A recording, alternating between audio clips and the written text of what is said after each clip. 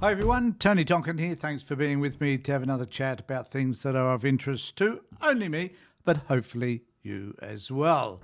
Now, a lot has been happening in relation to The Voice, the Prime Minister going up to Alice Springs to deal with the Indigenous horrific issues that are happening up there, and a lot of flack and carry on is happening on the right wing, namely Sky News. So today I want to talk a little bit about a few clips I've got of Sky News and exactly how they have approached this problem. The issue to me appears to be inciting racism, mainly because they themselves express a type of racism that I find obnoxious, apparent, in your face, unhelpful, and so on. So I'm going to run through an interview that Bolt has with Dutton, a conversation that Credlin has with herself, and a conversation Paul Murray has with a group of people. So stick with me, it's a little bit of fun. I've added some comments on those videos as we go through them, particularly the first two. So, and I'll break it up along the way, and we will talk about what stupid, ridiculous and crazy things they wish to say. So I'm going to start off with the Bolt interview of Dutton. And in this interview, Bolt particularly wants to focus on one particular issue. Now, Dutton, to his credit, tries to avoid having that discussion. So Bolt, at one hand, wants him to focus on Bolt's agenda, and Dutton really doesn't want to buy into it. And Bolt gets a little bit annoyed with that. But so here we go. Details of this voice before you make up your mind. That strategy has been useful because it's exposed the government will not provide the details, and details are important. But my question is, what about the fundamental principle? Should we really be dividing Australians by race and say to one of those races, well, you have different political rights to everyone else. You have your own voice to Parliament because your race is so different. How can this possibly be something that you, a Liberal, could support? Now, I see those sorts of comments as distinctly racist. And here he's trying to divide without any true understanding of the issues that sit with Indigenous people. And he just sees them as black and white. And that's it. And he doesn't want to understand the depth of the issues that sit with Indigenous people and, you know, the colonialisation of them and the total impact that has had, because Bolt isn't the sort of man that wants to take responsibility for anything. And I think this displays a sense of racism. But I'd be interested to know what you think. Put something in the comments below and tell me what you think about this issue. Well, Andrew, there's a massive debate obviously going on in relation to Australia Day at the moment, that people feel the need to trash part of our history, part of the foundation stone of our country, to build up another aspect of our history. We've got a proud Indigenous heritage, we've got a proud British heritage, and people have come from the four corners of the earth to complement that, to make us the great country that we are, the greatest country in the world. Australia Day in a moment. Now, it's interesting to hear that Dutton wanted to talk about Australia Day because that's his thing, and people want to trash Australia Day. No, they don't want to trash Australia Day. Use another day, but we don't want it to be the day that white people invaded this country and raped and pillaged the country itself and also the people that were inhabiting it at the time. So that's the issue. It isn't about us wanting to do away with, have Australia Day that celebrates who we are as Australians any other time of the year, but don't make it that particular day when Cook landed and celebrate what happened after that, because that's not worth celebrating. Yeah, sure, I would agree with Dutton. We are a great country. We're fortunate to live here, but we've kind of fucked up along the way. And we need to take responsibility for what we've done, what our predecessors have done, and how that's impacted other people, particularly our Indigenous people, and how we're going to repair that. But to be fair, Dutton did try and focus on another issue apart from where Bolt wanted him to be, but Bolt wanted him to get back there. Don't understand. Sorry, Peter Dutton, but my question specifically is the racial division of Australians now to be put in our constitution where one race has different political rights to the others. How can you as a Liberal possibly even think of supporting that? It's not a question of detail. This is about fundamental principle. Don't you love that? How can you as a Liberal even think about disagreeing with me? I don't understand how you can possibly, as a Liberal, see things differently to me. And why aren't you as passionate and as racist as I am? That's really what he's trying to say. Well, Andrew, the point I guess I was going to make was I just don't think we need to pull down one part of who we are as a culture or a people to build up the other. And I think it's equally applicable to Australia Day, to other debates, including in relation to the voice. I think it's important that we hear from a regional voice, because there is, as we've demonstrated in Alice Springs and across the Northern Territory, across Western Queensland, far northern Queensland, and parts of WA in particular, parts of South Australia and regional and remote areas there is acute disadvantage. And people do want to see This is an not outcome, about disadvantage. a better I'm not outcome and a arguing better with you future for about those whether people. disadvantage. There's lots of disadvantage. Yes, you are, you moron. You're simply going to argue that, as aware as you are of all this disadvantage, that isn't the issue. I want to get back to talking about race. I don't want to talk about the disadvantage that sits here in this country, because I agree there is disadvantage. I do not know what to do about it, but I'm going to make sure that I appear to be slightly racist, or a lot racist, about this particular topic.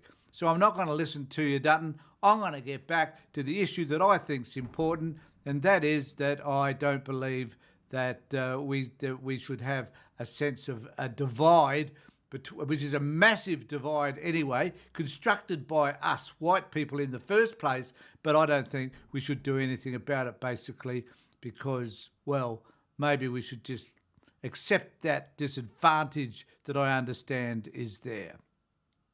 Aboriginal groups saying they're doing something about it, 2,700 Aboriginal organisations, you've got more than 30 land councils, you've got 11 federal politicians saying they're Aboriginal, identifying as Aboriginal, you've got I don't know how many different Aboriginal groups. There are so many, and you've still got these problems. It's not about a lack of consultation, but I want to come back to that question again. Forget the details. This is about fundamental You idiot. principle. It is about a lack of voice. They have, and it's also about services being provided where they're not necessarily needed as well. And it's about a lot of people, a lot of organisations, including Indigenous organisations, dipping their hand into the government pot and pulling out whatever they can. So I understand all of that, and that stuff needs to be revisited. Don't have an issue with any of that. I do have an issue with the fact, though, that the voice is about a consultation at a political level, so that those services that he just talked about can be implemented in a way which is going to be most helpful to Indigenous people. At the moment, that sort of consultation at that level does not necessarily take place in the way that they're now suggesting. Also, let us remember that this is about also giving constitutional recognition to Indigenous people. Why isn't that important? And Buddy, why aren't you talking about that? Because you're a moron. A Labor plan to divide Australians by race and giving one side, one race, different political rights to another. As a Liberal, dedicated to everyone. Now, I don't know where he gets this political rights to another. We are recognised, Indigenous people weren't allowed to vote and weren't recognised as human beings or as part of this country till 1967. For God's sake, I was 16 back then. So, it's in my lifetime we failed to recognise Indigenous people. It's a shame, And here we are saying, let's just recognise them. No big deal in my view, apart from the fact that it's a good thing to do. But oh no, Bolt can't see that because the man's got nothing in here, I reckon. How can you possibly even think about agreeing to something like that? It is not about details, it's about a fundamental principle.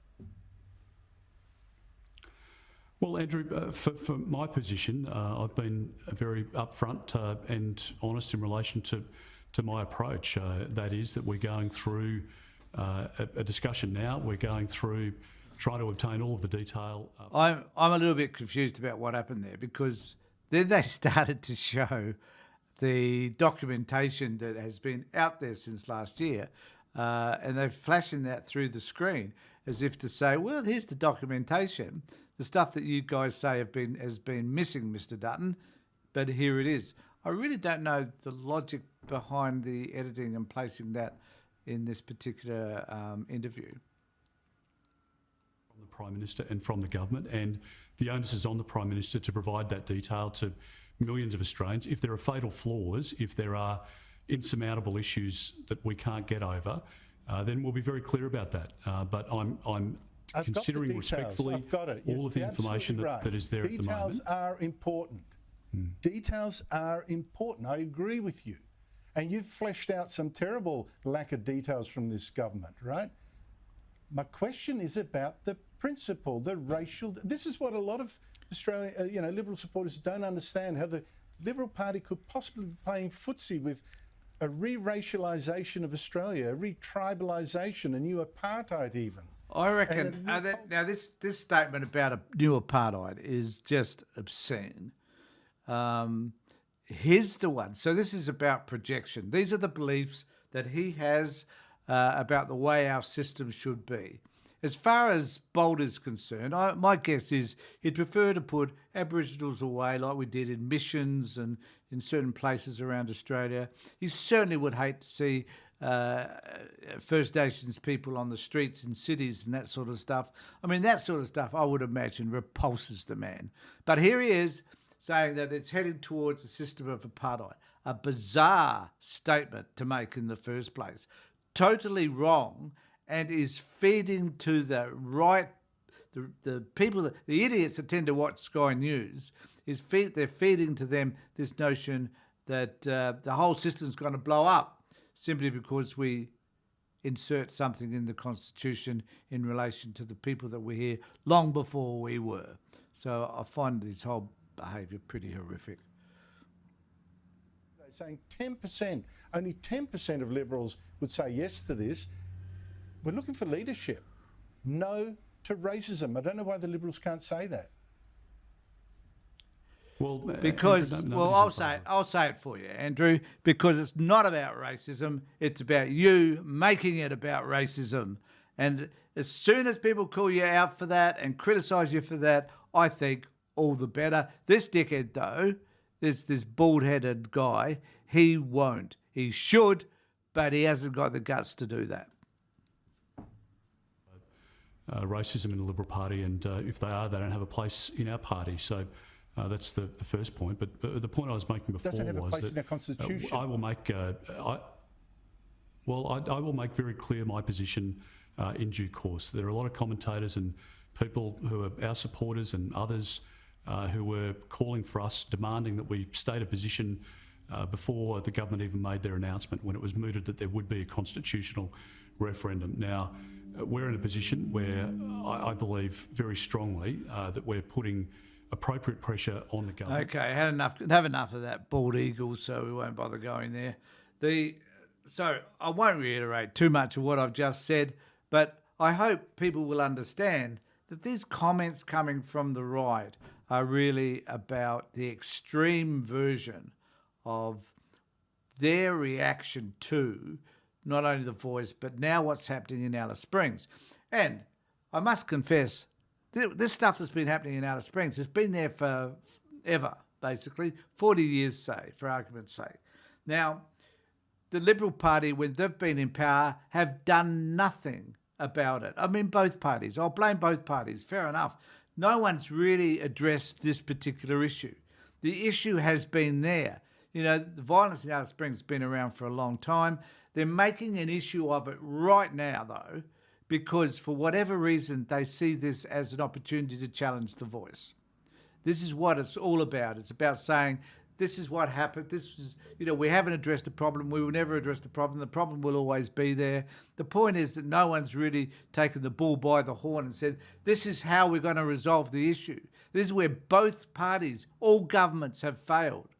Perhaps now there will be this time and this moment in time when we will take hold of this issue and we will do something about it for our nation, but particularly for First Nations people, so that their lives can be better without violence, without drug use, without alcohol or alcohol abuse, and without child abuse and sexual abuse. So,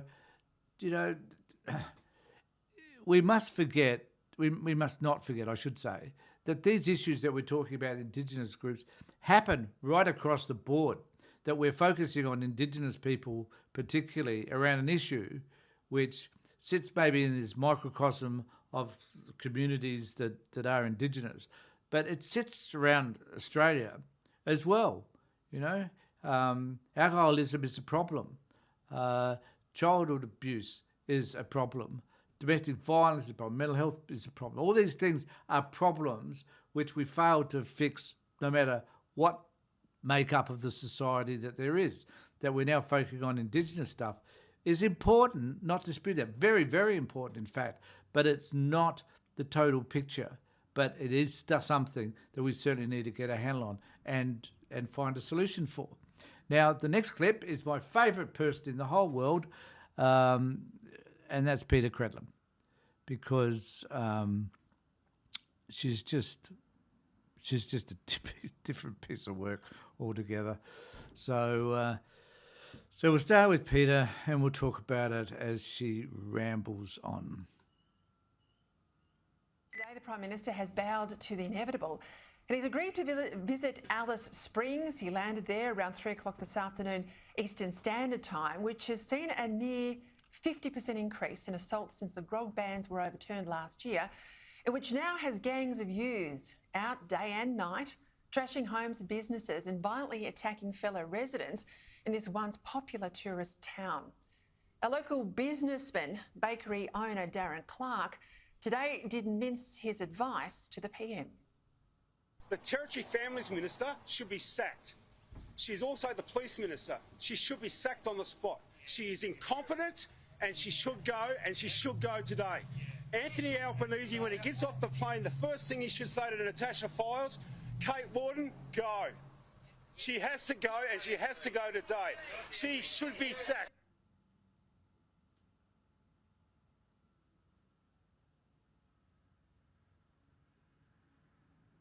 Well, let's see how the PM who insists on a... So I just put that bit in there where he turns... I love the bit where he turns around. Someone must have said something to him, and he's an angry man.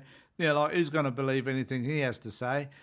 He's just an angry dude who saw an opportunity for, a few minutes fame, I guess. But I like the way that Fox bring in somebody who is just going to express their views in the angriest possible way. There's nothing rational about what Fox present. Absolutely nothing. No, and just watch as we do the following clip. Just have a look at how no one has a solution, and I think that fascinates. All criticism, it's all anti-Albanese, anti-Labor, whereas they've been in government for much longer than Labor had over the last 30, 40 years, and they've done nothing. Absolutely nothing. Anyway, let's get back to my favourite person. Institutionally entrenched Indigenous voice of the Parliament responds to business leaders like Clark and all the Indigenous voices saying that the grog bans must come back. Like his own backbench colleague Marion Scrimgeour, the federal Labor member for Lingiari, which encompasses Alice Springs. Or is it only some Indigenous voices that get heard and not others? Because that's what it seems like, doesn't it? Like all those Indigenous voices he was deaf to last year, begging Labor not to scrap the cashless debit card, another measure designed to minimise... I love this strategy. Well, I don't love it, but it's interesting to watch. And that is Credlin's endeavour to be able to pit Indigenous people against Indigenous people. And that's what she's trying to do here. Now, we all admit that there's some divide within Indigenous communities. Some people want a treaty, other people want the voice and incorporated in the Constitution. So there is a divide in a different way. There are power struggles amongst any group of people, and Indigenous people are certainly no different to that. And so here she is doing everything she can to make sure that we understand that divide. Dysfunction that was dumped in one of the Albanese government's first legislative moves.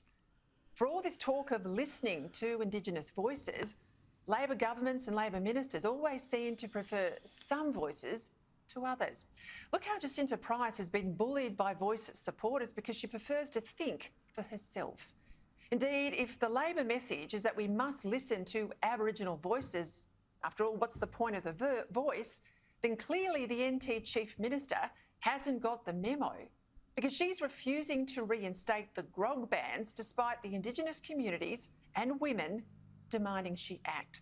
The Chief Minister, Natasha Fyles, says she won't reinstate the grog bans because they're racist and discriminatory, and that's that. Well, you can fall on your sword there, Credlin, because they have reimposed those bans.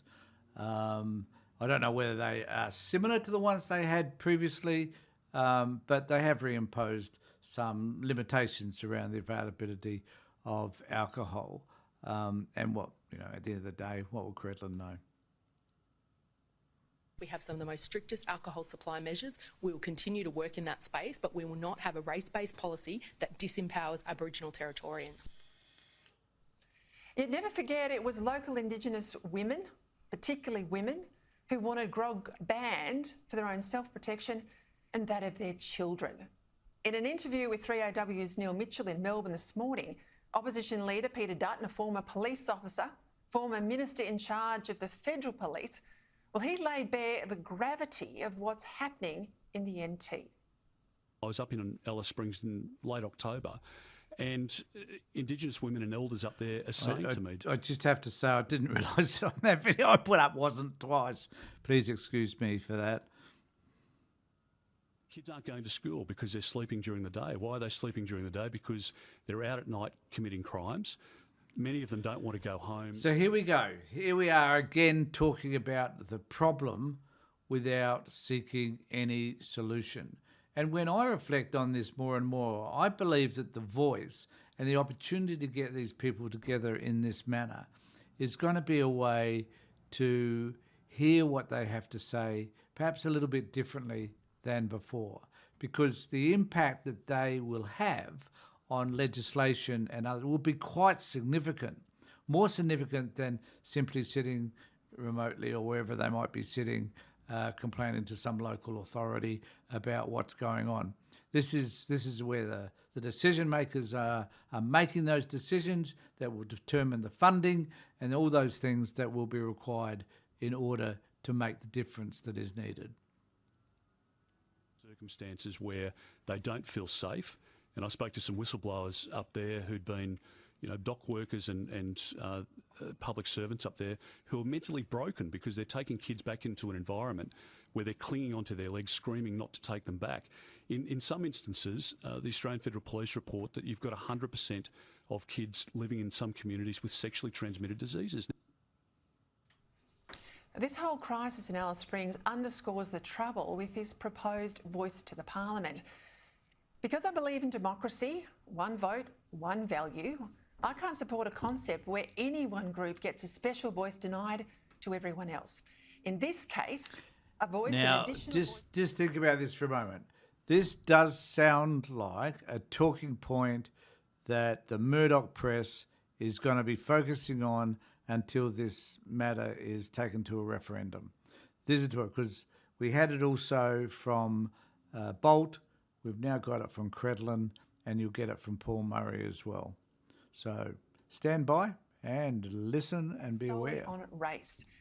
And I've always believed that the best way to hear Aboriginal people is to elect them into office, into our parliament, as has been happening. But if the voice really did mean that the elders of Alice Springs would be listened to on the problems affecting them, and the government would then bring back the grog bans and the cashless debit card, well, at least there'd be a practical case for it. But that's not what's going to happen, is it? Instead, it'll be an activist's voice, ventilating over Invasion Day and demanding a treaty and billions in reparations, while the rivers of grog continue to blight remote Australia. Here's Dutton again. It devastates me to see the circumstances in places like Alice Springs. I mean, I'm a father. My kids are a bit older now. I can't believe that we're... I love that bit. I'm a father. Like, you're a father of white people, man. You're not Indigenous. You're not a father of Indigenous people. I'm a father. Like, you're a policeman too, and that still doesn't qualify you to understand how the police work and how to bring about community policing either. Basically, man, I think you're a disgrace. Country in 2023 tolerating a situation where kids are being sexually abused or physically abused at the rates that we're seeing in our country. But we're not tolerating, we're trying to fix it. No, we are, because if this was happening in Melbourne, if it was happening in Sydney or Brisbane, people would be rioting in the streets, because we're talking about a prevalence. And I'm going to let that go there because, we're trying. I like the take from the radio bloke, I've forgotten his name, but he said we're trying to fix it. And we are. This is what this is about, trying to fix a problem, not being so bloody negative and trying to make some sort of political statement at this particular point. This is simply a problem which needs to be fixed, and we need to do it now. The voice is part of that problem, not the total solution. It's part of the solution, not the total solution. There are other solutions, but we need to now find a way to reach those solutions, primarily by consulting First Nations people. Now, I just want to go to Paul Murray at this panel, and there are a couple of people on this panel that I just cannot stand. Rita's one of them. But nevertheless, I will bear with, and we'll find out what... And there's a bit of a fight that happens towards the end of this between one of the more rational and left-leaning commentators and the others, particularly Krogan. So let's enjoy. This evening, Rita Panahi, my colleague here at Sky News, Nicholas Rees, the Deputy Lord Mayor of Melbourne, and Michael Kroger, who call it down the middle. But we know he's the former Victorian Liberal Party President and a man who'll fire up on behalf of us all. So, Rita, Prime Minister finally ends up in Alice Springs. With all of those caveats, he spends more time in the private jet than he does in Alice Springs. They move the press conference from outside to inside, and... See, I don't even know why... See, this is what pisses me. I don't even understand why Paul Murray would have to mention that he spends more time in a private jet. I don't know whether he expects him to just appear in Alice Springs or what his expectations are about travel arrangements for a Prime Minister who spends most of his time in Canberra or in Sydney. But nevertheless, he cannot resist making a dig. This evening, Rita Panahi, my colleague here at Sky News, Nicholas Rees, the Deputy Lord Mayor of Melbourne, and Michael Kroger, who call it down the middle. But we know he's the former Victorian Liberal Party President and a man who'll fire up on behalf of us all. So, Rita, Prime Minister finally ends up in Alice Springs. With all of those caveats, he spends more time in the private jet than he does in Alice Springs. They move the press conference from outside to inside, and the solution at this point in time is to reverse the dumb decision that the Northern Territory government, not the Morrison government, made in the election year. Do you think we've solved the problem in Alice Springs, or we just solved the media problem of this week? Well, he was really shamed into going there, wasn't he, by Sky News, 2GB, The Australian. Much of I've got a comment about that. He was shamed into going there by Sky News. Sky News, I don't know if you ever look at your ratings, but they're so insignificant and so small that I don't think you could shame anybody into doing anything. You're not that clever. And this particular woman is not. has ignored this very important issue, but there was eventually enough pressure and he dropped everything and went there. So I do applaud that he's at least made that move, and there is going to be some meaningful action that will help alleviate some of the suffering there, because it is out of control. If that was happening in Melbourne, if that was happening in Sydney, you would hear about nothing else for weeks. But this is happening in Australia. Does that sound like a familiar talking point? If it happens elsewhere, blah, blah, blah, blah, blah, there would be immediate action. This is their talking point, and they're going to be sitting with this until whatever. I don't know what they'd be talking about, though, if this situation did improve. We haven't met the targets around bridging the gap. So, and clearly that needs to be done. But these people aren't helping at all. The population, including the media, turn a blind eye to it. It's too difficult. The reasons, the narrative doesn't fit what they like, so they just ignore it, and never mind all the innocent people who are suffering there. And you're right, Senator Price said this would happen. She put out, I remember, a statement in June last year. She's Nostradamus-like, predicting precisely what we've seen. And she's ignored. And she was not only ignored, attacked. This is the problem. All they care about is changing Australia Days from January 26, changing the flag, having a welcome to country, an acknowledgement of country every time you take a step. But what actually matters to those communities, what actually will save lives, that is forgotten with this preoccupation with the trivial. So I'm glad at least the Prime Minister... Okay, Rita, you've asked for it. What do you think will change things? What do you think will save lives? I am anxious to hear from you, your pearl of wisdom, because clearly you are an exceptional human being who seems to have the magical solutions for this, as opposed to criticising the Albo government, for criticising everybody else that sits on the left of politics. And you yourself, of course, you've got all those answers, which excites me no end.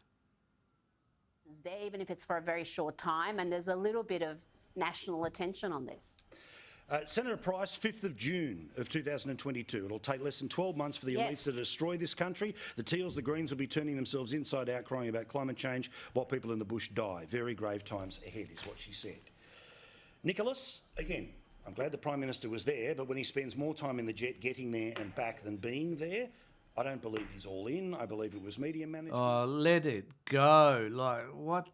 Why would you even mention that? It's just, oh, for Christ's sake. I find it so painful to watch. I really do. It's disgusting. Successful media management, because to many they'll say tick and flick, which of course is the whole problem with this issue for 20, 30 and 40 years. Look, I don't think the Prime Minister's visit is going to solve all the problems, but I do think it's good that the Prime Minister has made this visit and shown that it's something that is high on his agenda. Now, I want you to watch what happens when you have a reasonable person sitting on this panel. How does Rita and Krogan respond to him? It's fascinating. Just watch. I think the point you make, that this has been going on for 20 or 30 years, is a really important one. This is a complex situation. And while I think the move today around the limiting on the sale of grog and the grog sales being banned on certain days is a good step, I'd like to see further measures as well. I think we need to I do think we need to see a significant increase in the police presence in Alice Springs. I think they need to set up some sober-up centres. I know at the City of Melbourne, we have a couple of 100,000 people out partying on the streets of Melbourne on the weekend, and we have sober-up centres. Excellent one run by the Salvation Army, other ones available. It's not a bad idea. So it's not a jail, not a detention centre, just place where people can get off the street, sober up, and hopefully get back to their lives. And look, I think the big sort of fundamental issue here is that Nicholas, we do need to go after those underlying issues and make sure that people who live in Alice Springs have a life with purpose, have job opportunities, and those underlying tough issues are addressed. But Nicholas, sober up centres, have you seen the footage that's coming out of there? Have you seen the violence and just how out of control it can be? I mean, how are you going to manage that and just have people go somewhere? You're an idiot. You're just an idiot. He was just saying that this is what they're doing in Melbourne. It's a good idea. Someone said, it might have even been Murray, just whispered in the background, well, that's a good idea. She cannot even accept that there may be a simplistic idea. It won't solve the problem, but is something to be considered. She cannot get it through her head that there might be a solution, because if there was a solution, goodbye to all of her arguments, I can assure you. And have some quiet time and recover and go home. I mean, the problems here are so much deeper than that. You can't compare people partying in the CBD of Melbourne with what's happening up there. That's not people partying. That's not people going out and enjoying themselves. That is just lawless thuggery, and innocent people are being hurt. And I'm getting emails. I'm sitting here in Melbourne. I'm getting emails from people, locals up there, saying, we're scared to leave the house. We have to take this measure and that measure. Things that you just would not expect any Australian to be doing to feel safe. Sure, I agree it's ugly. It's totally unacceptable in this country. I'm not saying it's a solution to everything. I'm just saying it's part of the solution, along with stronger police presence, attacking some of those underlying social issues, and I think stronger bans on the sale of grog. Michael, what about how about the people who decided, sorry, just one thing, people who decided that this was a good idea, the people whose ideology trumped rationality, how about there's some consequences for those people? How about those people are never allowed to advise again on policy? How about that? In that case, I think you should take responsibility for views which are damaging to Indigenous people, because a lot of what you say, Rita, is simply projection. This is your stuff. You don't take responsibility for anything. You're just a mouthpiece in the media who's got too much to say, is definitely not very rational. You just had a speaker there who's, I think it's the Lord Mayor of Melbourne, giving a rational, simple solution, and you did all that you can to pull him down. You're an absolute disgrace. Because it seems like we keep listening to all the wrong voices, and when these disasters occur, there's no accountability at all. Those people just go on and give more advice that leads to more disaster, and I'm just so sick of this. I am so sick of... Sorry, go on, Paul. No, I was going to say, I mean, what about the Chief Minister resigning? It was her decision, her government, when it comes to the grog. We know what's happened here. What's the accountability that comes in there? I mean, again, Michael, all politicians stage manage things. It's just always so amazing, right? When you get forensic coverage of a Prime Minister going into Lismore after the floods about who he meets. I just have to make a brief comment about that. All politicians stage manage, and they do. They have, media consultants and, other people in charge of everything. He's in the media. This is about as constructed presentation as you can imagine. This, I don't know, I just find that little bit kind of hypocritical.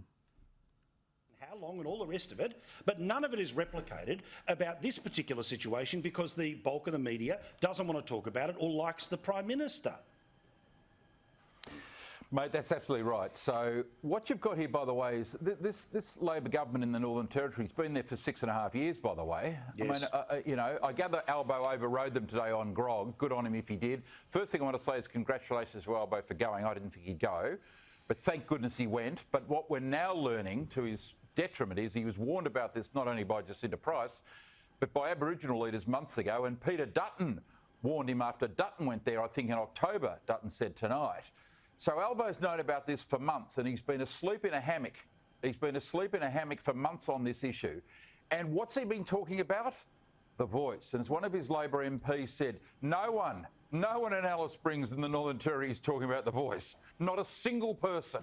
And what you've got is this sort of elite Aboriginal community, the sort of political class, the enriched class, the privileged Aboriginal leadership who are on all these government bodies and boards, and they're chancellors of universities, and they are a million miles away from Alice Springs and what's really happening. And as Rita said, this visit today did not fit the narrative.